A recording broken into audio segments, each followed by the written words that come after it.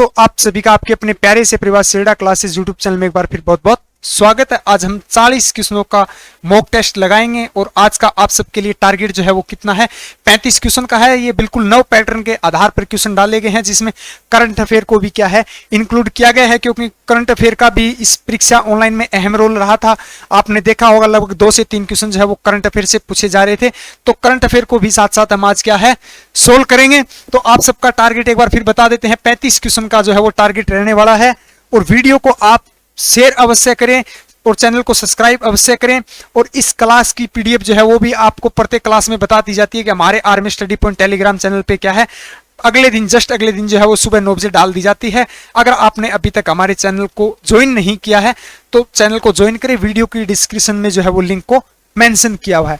आज का पहला क्वेश्चन है, देखिए, आयुष्मान भारत योजना कब लागू हुई? आयुष्मान योजना जो है वो कब लागू हुई थी? देखिए, हमने कल भी कहा था कि जितनी भी योजनाएं जो है वो करंट की योजनाएं हैं, जो 20 से 25 योजनाएं हैं, उसको आप रिपीट कर लेना, किसने लागू किया या उसका मुख्य उद्देश्य क्या था और कब उसको क्या है लागू किया गया था, इससे रिलेटेड क्वेश्चन पूछे जा रहे हैं। तो आयुष्मान भारत योजना जो है वो कब लागू हुई थी? तो वो 2018 को लागू हुई थी। और किसके द्वारा लागू की गई थी? तो नरेंद्र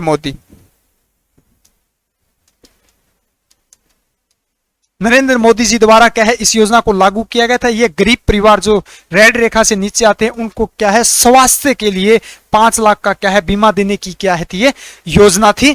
तो इसको 2018 में नरेंद्र मोदी जी द्वारा क्या है इसको लागू किया गया था। अगला क्वेश्चन नंबर 2, देखिए, द्रव्यमान और वेग का गुणनफल होता है। द्रव्यमान और वेग का गुणनफल क्या होता है? तो संवेग होता है। क्या होता है? संवेग होता है। कई बार पूछा जाता है कि संवेग बराबर क्या होता है? तो संवेग बराबर द्रव्यमान इंटू वेग होता है, ये भी याद रखें। और संवेग जो है ये एक सदिश राशि है। संवेग क्या है? एक सदिश राशि है जिसका गुणनफल क्या होता है? द्रव्यमान इंटू वेग, इसका क्या है गुणनफल होता है। ज्यादातर ऐसे ही पूछा जाता है द्रव्यमान और वेग का गुणनफल। अगर पूछ लिया जाए संवेग बराबर क्या होता है, तो संवेग बराबर द्रव्यमान और इंटू वेग होता है। और संवेग जो है वो क्या है? एक सदिश राशि है। वेग भी एक सदिश राशि है, ये भी ध्यान रखें। काकोरी कांड कब हुआ? काकोरी कांड या काकोरी डकैती घटना जो है वो कब घटित हुई थी? तो ये कब घटित हुई थी? तो ये 1925 को घटित हुई थी। कब हुई? 1925 को घटित हुई थी। ये काकोरी कांड जो है वो ये क्या है? एक ट्रेन डकैती थी। ट्रेन डकैती थी यानी कि ब्रिटिश सरकार के खिलाफ क्या है ट्रेन डकैती थी। ट्रेन को क्या है लूटा गया था, अंग्रेजों की ट्रेन को क्या है इसमें क्या है धन बताया जाता है कि पैसे बताया जाता है, उसको क्या है लूटने की क्या है ये एक ट्रेन डकैती थी। तो ये कब घटित हुई थी? 1925 को घटित हुई थी। इसमें 3 व्यक्तियों को क्या है फांसी भी दी गई थी। आप बस इतना ही याद रखें, ये घटना कहां घटित हुई थी? तो ये यूपी के अंदर, उत्तर प्रदेश यूपी के अंदर घटित हुई थी। और 1925 को क्या है ये घटना घटी थी। और किस सरकार के खिलाफ थी? ब्रिटिश यानी अंग्रेजों के खिलाफ थी।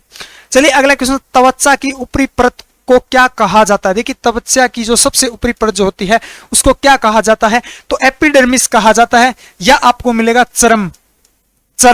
ऊपरी परत को चर्म परत भी कहते हैं। चर्म या एपिडर्मिस परत जो होती है हमारे शरीर की 3 परतें होती है। सबसे ऊपरी परत जो होती है या सबसे ऊपरी भाग पूछा जाए या सबसे बाहरी भाग पूछा जाए त्वचा का, तो कौन सा आता है? एपिडर्मिस होता है या चर्म परत बोलते हैं। और ये सबसे मोटी परत होती है, ऐसे पूछा जाता है मोटी परत।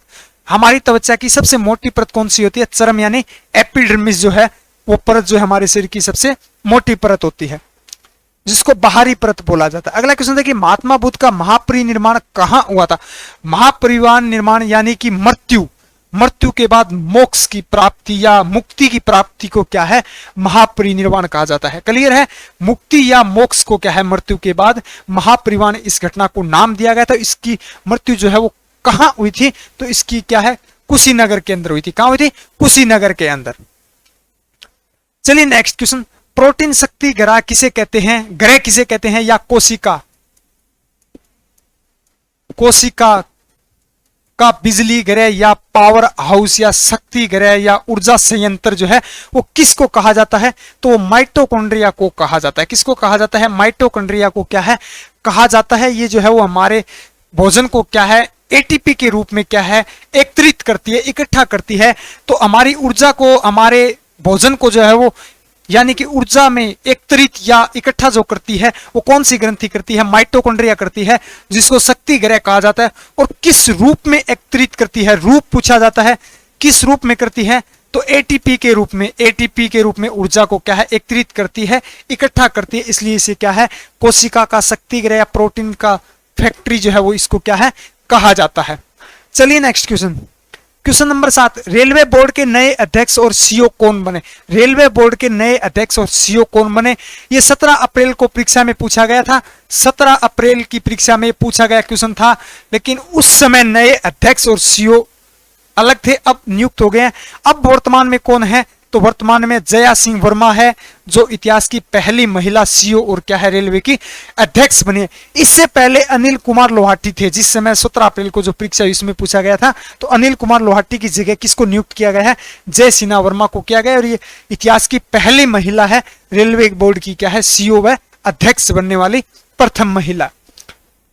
चलिए नेक्स्ट क्वेश्चन, बर्फ का पानी पर तैरने का कारण, यानी बर्फ जो होती है वो पानी के अंदर जो है वो तैरती है, वो किस कारण तैरती है, तो देखिए बर्फ का घनत्व जो है वो कम होता है, बर्फ का घनत्व कम होता है, जिसके कारण क्या है वो पानी के ऊपर क्या है, तैरती है। पानी से जिसका घनत्व अधिक होगा वो पानी में क्या है, डूब जाएगी। जैसे हम बात करें कील जो होती है या सुई जो होती है, वो पानी पे तैरती नहीं है, वो क्या है, डूब जाती है, क्योंकि उसका घनत्व जो है वो क्या है, पानी से अधिक होता है। और पानी से जिसका घनत्व कम होगा वो वस्तु क्या है, पानी पे क्या है, तैरती है। तो कम घनत्व के कारण क्या है, तैरती है। पूछा जाता है कि पानी में सुई या कील जो होती है वो डूब जाती है, तो अधिक घनत्व के कारण क्या है, डूब जाती है। चलिए अगला क्वेश्चन, नाटो का 31वां सदस्य देश कौन बना। 31वां सदस्य देश, या आपसे पूछा जाएगा नवीनतम देश कौन सा है। नाटो संगठन है जिसका नवीनतम या 31वां देश, इससे पहले 30 देश थे, तो वो कौन सा देश बना है, तो फिनलैंड बना है। हाल ही अप्रैल में बना था, अप्रैल 2023 में इसका जो नवीनतम देश कौन सा है, फिनलैंड है, नाटो। और इसके साथ साथ ये ध्यान रखिए, भारत के पास इसकी सदस्यता नहीं है, भारत के पास इसकी क्या है, सदस्यता नहीं है। नाटो से यही पूछा जाएगा इसका 31वां या नवीनतम सबसे नवीनतम देश कौन सा है, तो फिनलैंड इसका क्या है, हाल ही में अप्रैल 2023 में इसकी क्या है, सदस्यता को क्या है, ग्रहण किया है। आनुवांशिकता के नियम की खोज किसके द्वारा की गई। आनुवांशिकता के नियम की खोज जो है वो किस व्यक्ति के द्वारा की गई थी, तो ग्रेगर मेंडल, ग्रेगर मेंडल द्वारा क्या है, इसकी खोज की गई थी। किस पौधे पे इन्होंने शोध किया, प्रशिक्षण किया, तो वो पूछा जाता है, तो मटर के पौधे पर, मटर के पौधे पर इन्हें क्या है, शोध किया था। आनुवांशिकता का जनक भी इन्हें ही कहा जाता है, ग्रेगर मेंडल को। चलिए अगला क्वेश्चन, क्वेश्चन नंबर 11, किस बंदरगाह को मुक्त व्यापार बंदरगाह के नाम से जाना जाता है, तो मुक्त व्यापार या जवारीय, मुक्त व्यापार या जवारीय बंदरगाह जो है वो किसको कहा जाता है, तो कांडला बंदरगाह को कहा जाता है। और ये कांडला बंदरगाह कहां स्थित है, तो गुजरात राज्य में स्थित है। कहां है, गुजरात राज्य में स्थित है, जिसको जवारीय या मुक्त व्यापार बंदरगाह क्या है, कहा जाता है। इसे सबसे इंपॉर्टेंटली जो क्वेश्चन बनता है वो ये बनता है, इसका हाल ही में नाम बदल दिया गया है, तो इसका वर्तमान नाम पूछा जाए, वर्तमान समय में क्या नाम है इसका, तो पंडित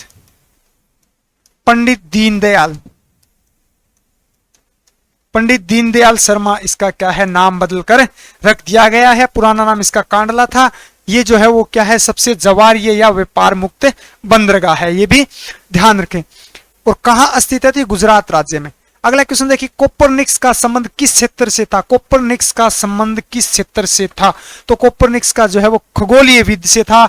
इन्हें खगोलीय शास्त्र भी कहा जाता है, इन्होंने यह ज्ञात किया कि हमारे ब्रह्मांड के केंद्र में एक सूर्य है, हमारे ब्रह्मांड के केंद्र में एक सूर्य है, और उस सूर्य के सभी ग्रह जो है वो क्या है, चारों ओर क्या है, चक्कर लगाते हैं, परिक्रमा करते हैं। तो ये खोज जो है वो किसने की थी, कोपरनिक्स द्वारा की गई थी, इसलिए इसे खगोलीय विद्य या खगोलीय शास्त्र के नाम से, खगोलीय शास्त्री के नाम से जाना जाता है। चलिए नेक्स्ट क्वेश्चन, भारत की प्रथम मूक फिल्म कौन सी थी। मूक फिल्म या साइलेंट फिल्म इंग्लिश में जिसको बोलते हैं, साइलेंट फिल्म कौन सी थी, तो वो कौन सी थी, राजा हरिश्चंद्र थी। और इसके जो डायरेक्टर जो थे, जनक जो थे, वो कौन थे? दादा साहेब फाल्के। दादा साहेब फाल्के थे। इन्हें क्या है, फिल्म जगत का क्या है, जनक माना जाता है। भारतीय फिल्म जगत या सिनेमा जगत का या फिल्म इंडस्ट्री का क्या है, जनक माना जाता है। ये क्या है, इसके क्या है, डायरेक्टर थे। और राजा हरिश्चंद्र पहली फिल्म थी। और दादा साहेब फाल्के पुरस्कार फिल्म क्षेत्र में दिया जाने वाला सबसे बड़ा पुरस्कार भी जो है वो इन्हीं के नाम से क्या है, स्थापित किया गया। ये तो होगी पहली बोल यानी कि मूक या साइलेंट फिल्म। पहली बोलती फिल्म कौन सी थी? तो अल्लमारा था, बोलती फिल्म। बोलती फिल्म, पहली बोलती हिंदी भाषा में पहली बोलती फिल्म कौन सी थी? तो देखिए, हो सकता है हमने पढ़ाया कि पहली बोलती फिल्म कौन सी थी, आपको वहां मिले हिंदी भाषा में पहली बोलती फिल्म कौन सी थी। तो क्वेश्चन को क्या बढ़ाया जाता है, हार्ड किया जाता है। तो वो दोनों एक ही बात है, पहली हिंदी भाषा में ही क्या है, रिलीज हुई थी। कौन सी थी? अल्लमारा थी। चलिए नेक्स्ट क्वेश्चन, हाइड्रोक्लोरिक अम्ल का रासायनिक सूत्र, ये हमने कल भी पढ़ा था। ये किस में सहायक है? ये हाइड्रोक्लोरिक अम्ल है और इसका प्रयोग जो है हमारे शरीर में किए गए भोजन ग्रहण में या बैक्टीरिया जो होते हैं, हानिकारक सूक्ष्म जीव होते हैं, उनको नष्ट करने का क्या है, कार्य करता है। तो HCl होता है। क्या होता है? HCl होता है। चलिए नेक्स्ट क्वेश्चन, गोवा को पूर्ण राज्य का दर्जा कब मिला? देखिए, ये भारत का एकमात्र ऐसा राज्य था जो सबसे लंबे यानी कि लगभग 450 साल तक क्या है, गुलाम रहा था। लगभग 450 साल तक क्या है, गुलाम रहा था। 1947 में क्या है, भारत आजाद होता है, लेकिन उसके बाद भी ये क्या है, पुर्तगालियों के अधीन। पूछा जाता है कि गोवा किन के अधीन था या किन के गुलाम था? तो पुर्तगालियों के ये जो है वो 450 साल तक पुर्तगालियों ने क्या है, गोवा पर राज किया था। 1947 के अंदर भारत आजाद हुआ था, उसके बाद भी ये क्या है, गुलाम था। 1961 में क्या है, गोवा क्या है, आजाद हुआ था। क्या है, आजाद हुआ था। और उसको 1987 के अंदर जो है वो पूर्ण राज्य का दर्जा दिया गया, यानी भारत के क्या है, राज्यों के अंग में इसको क्या है, शामिल किया गया था। किसके अधीन था, ये याद रखेंगे। किसके था? पुर्तगालियों के। आजाद कब हुआ था? 1961 को। और कब पूर्ण राज्य का दर्जा दिया गया? 1987 को। ये याद मत रखना कि कितने वर्ष तक क्या है, गुलाम था, ये नहीं पूछा जाएगा। चलिए नेक्स्ट क्वेश्चन, डर्मेटोलॉजी से किसका अध्ययन किया जाता है? डर्मेटोलॉजी विज्ञान में किसका अध्ययन किया जाता है? तो डर्मेटोलॉजी में त्वचा का अध्ययन किया जाता है। किसका है? त्वचा का अध्ययन किया जाता है। फिर इसको छोड़ देते हैं, सी किडनी का पूछा जाता है तो नेफ्रोलॉजी। नेफ्रोलॉजी में किसका अध्ययन किया जाता है? तो किडनी का अध्ययन किया जाता है। और हृदय का जो है वो कार्डियोलॉजी,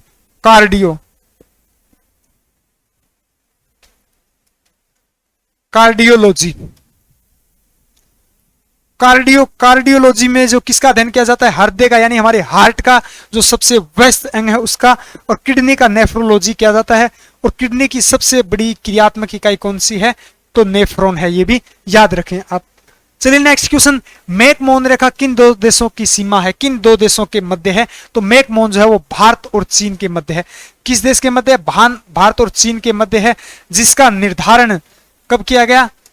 निर्धारण पूछा जाता है तो 1914 के अंदर। हो सकता है आपको भारत और तिब्बत दिया हो, चीन ना दिया हो, तो वो भी क्या है इसका, तिब्बत भी चीन का ही हिस्सा है, तो राइट आंसर हो जाए। जिसका निर्धारण 1914 में किया गया था। कितने राज्यों के साथ लगती है? देखिए क्वेश्चन को अच्छे से पढ़ेंगे। राज्य पूछे जाए तो 4 है, और केंद्र शासित प्रदेश पूछा जाए तो 1 है, और दोनों ही पूछे जाए तो 5, यानी कि 4 राज्य 1 केंद्र शासित प्रदेश के साथ क्या है, ये सीमा बनाता है। केंद्र शासित प्रदेश कौन सा है? जम्मू और कश्मीर है। तो ये क्लियर है। इसका निर्धारण इंपॉर्टेंटली है, कब किया गया? 1914 में। ये भारत और तिब्बत यानी चीन देश के मध्य स्थित है। चलिए नेक्स्ट क्वेश्चन, जीव विज्ञान का जनक किसे कहा जाता है? जीव विज्ञान का जनक जो है वो जीव जंतु को क्या है, जंतु विज्ञान का जनक किसे कहा जाता है? तो अरस्तु को कहा जाता है। किसको कहा जाता है? अरस्तु को कहा जाता है। इन्होंने क्या है, जीवों पे क्या है, जननों पे क्या है, जीव के जनन जो होते हैं उन पे क्या है, इन्होंने शोध किया था। इसलिए अरस्तु को क्या है, जीव विज्ञान का क्या है, जंतु जनक कहा जाता है या पिता कहा जाता है। नई जलोढ़ मिट्टी को क्या कहा जाता है? नई जलोढ़ मिट्टी जो होती है उसको क्या कहा जाता है? तो नई को देखिए खद्र कहा जाता है। ये 2 ही क्वेश्चन पूछे जाते हैं। और पुरानी मिट्टी को क्या है, बांगर कहा जाता है। और किस क्षेत्र में पाई जाती है? तो भारत के उत्तरी भाग में, भारत के उत्तरी क्षेत्रों में, उत्तरी क्षेत्र में क्या है ये पाई जाती है। ये इतना इंपॉर्टेंट नहीं है, ये ध्यान रखें। नई जलोढ़ मिट्टी को क्या कहा जाता है? खादर। और पुरानी जलोढ़ मिट्टी को क्या कहा जाता है? बांगर के नाम से जाना जाता है। अगला क्वेश्चन देखिए, कवक की कोशिका भित्ति किसकी बनी होती है? कवक जो होते हैं उनके अंदर जो है वो कोशिका भित्ति किसकी बनी होती है? तो काइटिन की बनी होती है। किसकी बनी होती है? काइटिन की बनी होती है। चलिए अगला क्वेश्चन, रानी लक्ष्मीबाई की समाधि स्थल कहां स्थित है? यानी लक्ष्मीबाई जो 1857 की क्रांति में जो है वो अपना क्या है लड़ते हुए क्या है 1858 में 1800 क्या है 58 में इन्हें क्या है अपने प्राणों को क्या है न्योछावर कर दिया था। तो इनकी समाधि स्थल जो है वो कहां स्थित है? तो ग्वालियर मध्य प्रदेश के अंदर, मध्य प्रदेश के अंदर इनकी क्या है समाधि स्थल है। इनका कब इनकी मृत्यु हुई, अब जो शहीद हुई पूछी जाती है तो 1858 के अंदर हुई थी, ये आप ध्यान रखें, ठीक है। उसके बाद इसका आता है घोड़े का नाम। इनके घोड़े का नाम, इनके घोड़े का क्या नाम था? तो इनके घोड़े का नाम बादल और पवन, ये ध्यान रखें। एक किसी पेपर में हमने देखा था उसमें बादल पवन दिया हुआ था, बादल नहीं था, दोनों ही इनके घोड़े थे। जो घोड़ों को नाम पूछा जाए तो बादल या पवन दोनों, या तो ऑप्शन में एक मिलेगा, दोनों मिलेंगे तो सी ऑप्शन में आपको मिलेगा दोनों। तो ये दोनों इनके घोड़े का नाम था। एक महाराणा प्रताप का भी पूछा जाता है, महाराणा प्रताप, महाराणा प्रताप, महाराणा प्रताप के घोड़े का क्या नाम था? तो चेतक नाम था। ये भी आप क्या है याद रखेंगे। चलिए नेक्स्ट क्वेश्चन, सूर्य की चमकीली सतह क्या कहलाती है? सूर्य की सबसे चमकीली सतह जो है वो क्या कहलाती है? तो वो प्रकाश मंडल कहलाती है। क्या कहलाती है? प्रकाश मंडल कहलाती है। और सूर्य की सबसे गर्म सतह क्या कहलाती है? तो सूर्य की सबसे गर्म सतह जो है वो क्या कहलाती है? तो वो कोरोना कहलाती है। कोरोना या क्रीटा, जो क्रीटा जिसको बोला जाता है, जो सूर्य ग्रहण के समय जो है वो भाग जो दिखाई देता है वो कौन सा है? कोरोना होता है। बाकी भाग जो है वो चंद्रमा से ढका हुआ होता है, और जो दिखाई देता है सूर्य ग्रहण के समय वो कौन सा भाग हो? क्रीटा या कोरोना भाग होता है, जो गैसों का सबसे गर्म भाग होता है। और सतह जो चमकीली जो दिखाई देती है वो कौन सी सतह है? प्रकाश मंडल है। चलिए नेक्स्ट क्वेश्चन, अगला क्वेश्चन है, अंतरराष्ट्रीय साक्षरता दिवस कब मनाया जाता है? दिवस से भी एक पूछा जाता है क्वेश्चन। तो कब मनाया जाता है? 8 सितंबर को मनाया जाता है। सभी दिवसों को क्या है आप अच्छे से रिपीट कर लेना, ज्यादा नहीं है, लगभग 30 से 40 दिवस जो है वो याद कर लेना। इनमें से एक क्वेश्चन जो है वो कन्फर्म पूछा जाता है। चलिए अगला क्वेश्चन, पुरुष में प्राथमिक जनन, पुरुष के अंदर जो होता है, पुरुष के अंदर, मेल के अंदर जो है वो प्राथमिक जनन कौन सा होता है? तो वर्षण होता है। कौन सा होता है? वर्षण होता है। वर्षण जो है वो टेस्टोस्टेरोन,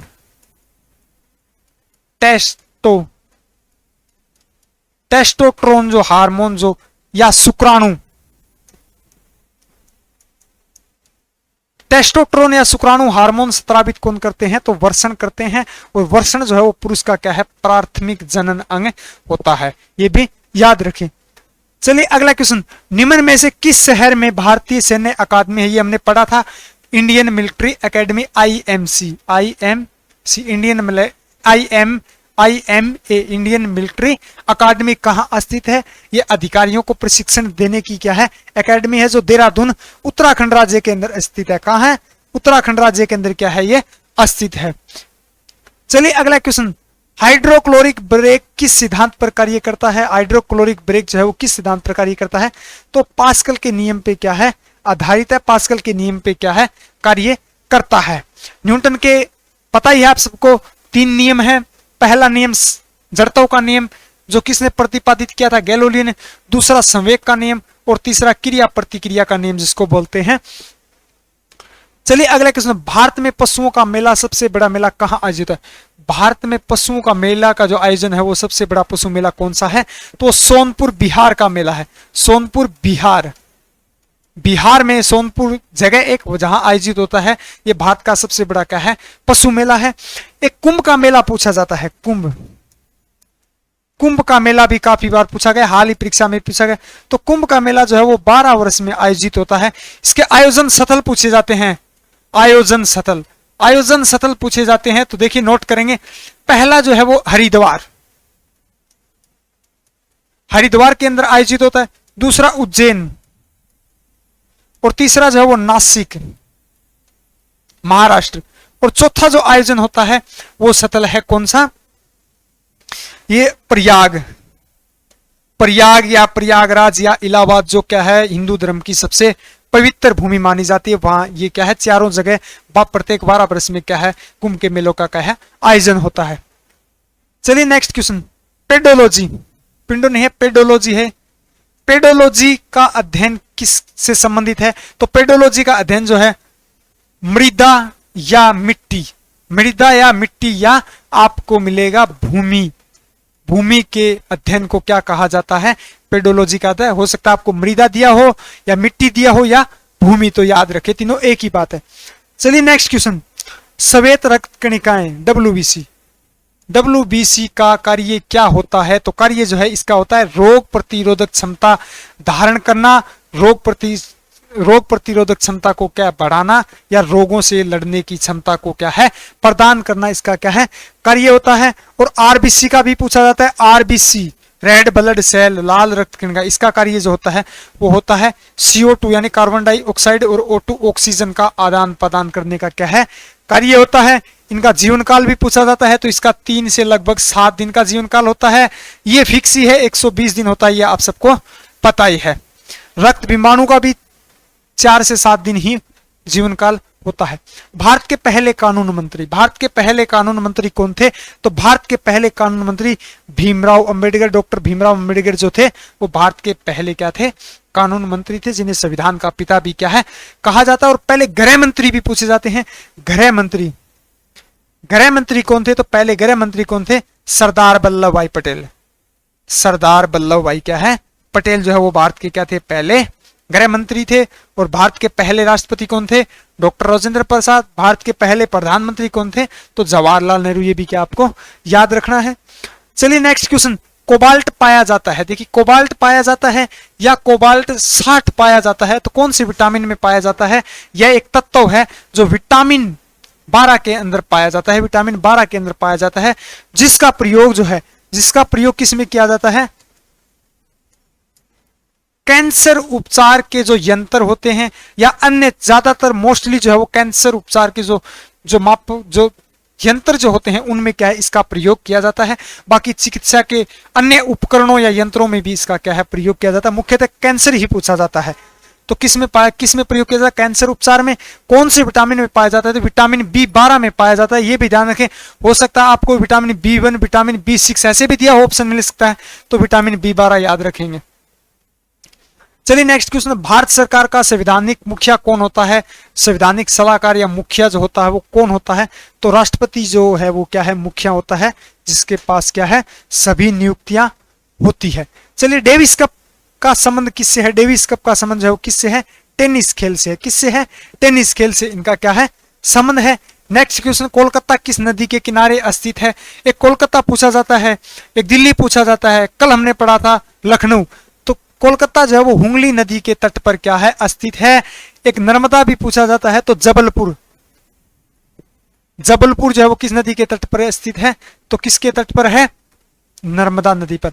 गोदावरी नदी के तट पर कौन सा है, नासिक, जहां कुंभ के मेले का क्या है आयोजन होता है वो इसी नदी पर होता है, ये भी याद रखें। ताप्ती नदी सबसे इंपॉर्टेंटली सूरत गुजरात, सूरत गुजरात जो है वो क्या है ताप्ती नदी के तट पर है। कल हमने पढ़ा था नर्मदा, ताप्ती, साबरमती, लूनी, माही नदी, ये सभी क्या है पश्चिम की ओर बहने वाली यानी विपरीत दिशा में बहने वाली नदियां हैं, बाकी सभी पूर्व की ओर बहती है। चलिए दूध का पीएच मान होता है, दूध का पीएच मान जो है वो कितना होता है, देखिए दूध का पीएच मान 6 होता है, लेकिन दूध से दही बनने के बाद जो है वो पीएच मान में क्या है बदलाव हो जाता है, ये भी याद रखें। तो दूध का पीएच मान जो है वो 6 होता है। दूध में कौन सा प्रोटीन पाया जाता है, हाल ही में पूछा गया था, प्रोटीन कौन सा पाया जाता है, तो केसिन, केसिन प्रोटीन पाया जाता है, जिसके कारण क्या है दूध का रंग क्या है, दूध का रंग क्या है सफेद होता है। किसके कारण होता है, तो केसिन प्रोटीन के कारण होता है।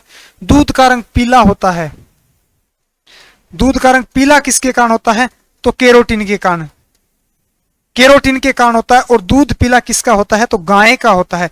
या तो आपको पूछा जाएगा गाय का दूध पीला किस कारण होता है, या दूध का पीला रंग किसके कारण होता है, तो केरोटिन नामक प्रोटीन होता है। दूध का सफेद रंग या दूध में कौन सा प्रोटीन होता है, तो केसिन प्रोटीन होता है, जिसके कारण दूध का रंग सफेद होता है। दूध का पीएच मान कितना होता है, 6 होता है। दही बनने के बाद जो इसका जो पीएच मान जो है वो क्या है, परिवर्तन हो जाता है। मैडम क्यूरी को नोबेल पुरस्कार कब मिला था? देखिए मैडम क्यूरी एकमात्र ऐसी महिला थी, ये प्रथम महिला नोबेल पुरस्कार प्राप्त करता प्रथम महिला थी, और यह एकमात्र महिला है जिन्हें दो बार नोबेल पुरस्कार से सम्मानित किया गया है, नवाजा गया है। ये भी आप ध्यान रखेंगे। तो 1903 में भी और 1911 दोनों, यानी सी ऑप्शन, 2 बार एकमात्र महिला जो 2 बार नोबेल पुरस्कार प्राप्त करता। प्रथम महिला भी क्या थी, कौन थी, मैडम क्यूरी। भारत की भी याद रखेंगे, कौन थी प्रथम महिला नोबेल पुरस्कार प्राप्त करता, तो कौन थी, मदर टेरेसा। पहले व्यक्ति कौन थे, तो पहले व्यक्ति कौन थे, रविंद्रनाथ टैगोर। चलिए नेक्स्ट क्वेश्चन नंबर 37। प्रथम परमवीर चक्र विजेता कौन थे? प्रथम परमवीर चक्र विजेता कौन थे, तो मेजर सोमनाथ शर्मा थे, जिन्हें क्या है 24 वर्ष की आयु में क्या है ये शहीद हो गए थे। 1947 के अंदर क्या है ये शहीद हो गए थे। तो प्रथम भारतीय कौन थे, नोबेल पुरस्कार विजेता, परमवीर पुरस्कार विजेता, तो मेजर सोमनाथ शर्मा को दिया गया था। चलिए नेक्स्ट क्वेश्चन। केसर का उत्पादन सर्वाधिक किस राज्य में होता है? केसर उत्पादन करने वाला प्रथम या अग्रणी राज्य कौन सा है, तो वो कौन सा है, जम्मू कश्मीर है। और इसके साथ साथ नोट कर लें, सेव पूछा गया था हाल ही में, तो सेव उत्पादन में भी प्रथम राज्य कौन सा है, जम्मू कश्मीर। अगर आपसे दूसरा पूछा जाए तो हो सकता है, तो दूसरा कौन सा है, हिमाचल प्रदेश। रबड़ उत्पादन में कौन है, केरल। चाय उत्पादन में कौन है, असम। कॉफी या कहवा उत्पादन में कौन है, कर्नाटक। मसाला उत्पादन में कौन है, केरल। इलायची उत्पादन में कौन है, केरल। तो ये सभी भी आप क्या है याद रख लेना, सभी पूछे गए हैं सवाल हैं। चलिए अगला क्वेश्चन। अगर आप हमारे एक साथ इन सभी डाटों का अगर आप एक साथ पाना चाहते हैं, तो हमारी 4200 क्वेश्चन की एक पीडीएफ डाली गई है, जीके और जीएस की ऑनलाइन, उसमें आपको सभी क्वेश्चन मिल जाएंगे। एक हमारी 2500 क्वेश्चन की पीडीएफ डाली गई है, जो पिछले 10 वर्षों में पूछे गए क्वेश्चन है, जो बार बार पूछे गए क्वेश्चन है, उनको एक पीडीएफ में हमने इंक्लूड किया है। तो दोनों ही पीडीएफ जब सेरेडा क्लास ऐप पे अवेलेबल है, वीडियो के डिस्क्रिप्शन में लिंक है, तो आप आज ही डाउनलोड करें सेरेडा क्लासेस ऐप को। तो अगला क्वेश्चन देखिए, अगला क्वेश्चन दिया गया है, भारत में पहला परमाणु प्रशिक्षण कब हुआ था? तो पहला परमाणु प्रशिक्षण कब किया गया था, तो भारत ने पहला परमाणु प्रशिक्षण जो है वो 18 मई 1974 को किया था। कब किया था, 18 मई 1974 को। कहां किया गया था, तो पोखरण कहां है ये, जैसलमेर राजस्थान के अंदर स्थित है, जहां पहला क्या है, पहला सफल परमाणु प्रशिक्षण किया गया था। दूसरा भी पूछा जाता है, दूसरा कब किया गया था, 11 मई 1998 को किया गया था। दोनों परमाणु प्रशिक्षण कहां किए गए थे, तो पोखरण जैसलमेर राजस्थान की भूमि पर दोनों ही परमाणु प्रशिक्षण क्या है किए गए थे। चलिए नेक्स्ट क्वेश्चन। सिलोन किस देश का पुराना नाम है? सिलोन जो है वो किस देश का पुराना नाम है, तो श्रीलंका का पुराना नाम है। क्या है, श्रीलंका का क्या है, पुराना नाम है। अरे कोलंबो राजधानी याद रखें, पूछी गई है हाल ही में। तो श्रीलंका की पुरानी राजधानी क्या थी, कोलंबो थी। अब इसकी क्या है, नई राजधानी। नई राजधानी कौन सी है, तो ये भी याद रखें, दोनों ही पूछी गई है। तो नई है जयवर्धनपुरा जो है वो श्रीलंका की क्या है, पुरानी राजधानी है। यहाँ की मुद्रा क्या है, तो रुपए है। पुरानी राजधानी क्या है, कोलंबो है। श्रीलंका को पुराने नाम से जाना जाता था, तो सिलोन नाम से जाना जाता। श्रीलंका से इतने क्वेश्चन पूछा था। हाँ, एक क्वेश्चन और पूछा जाता है, सम्राट अशोक, कलिंग युद्ध के बाद अशोक ने जो है वो श्रीलंका बौद्ध धर्म के प्रचार प्रसार के लिए किसे भेजा था, तो किसको भेजा था, तो संघमित्रा और महेंद्र जो है वो अशोक ने क्या है उन्हें अपने पुत्र और पुत्री को क्या है श्रीलंका भेजा था। ये पूछा जाता है। तो आज के सेक्शन को यहीं समाप्त करते हैं। आज का मोटिवेशन है, कोई भी सपना जादू करके हकीकत नहीं बन सकता। देखिए, कोई भी सपना जो है वो जादू करके या शॉर्टकट से आप उस मंजिल तक नहीं पहुंचते। उसके लिए प्रतिदिन जो है हमें क्या है मेहनत करते रहने पड़ेगी, लगातार मेहनत करनी होगी। इसमें पसीना, दृढ़ संकल्प और कड़ी मेहनत लगती है। देखिए, मंजिल को पाने के लिए क्या है, दृढ़ संकल्प होना जरूरी है। हमारा एक शिखर, हमारे मन को हमारे किसी प्लेटफॉर्म के लिए हमें क्या है लंबे समय लेके जुड़े रहना, उस पर दृढ़ संकल्प से हमें क्या है दिन और क्या है मेहनत करना जरूरी है। मंजिल का कोई क्या है शॉर्टकट या कोई जादू नहीं होता। तो आप धीरे धीरे आज ही अपने फील्ड में तैयारी करते रहिए। जैसे भर्ती दिसंबर में आती है या जनवरी के आसपास आती है, तो आज ही आप तैयारी करते रहोगे तो धीरे धीरे धीरे धीरे क्या है आपका लेवल अच्छा होता चला जाएगा।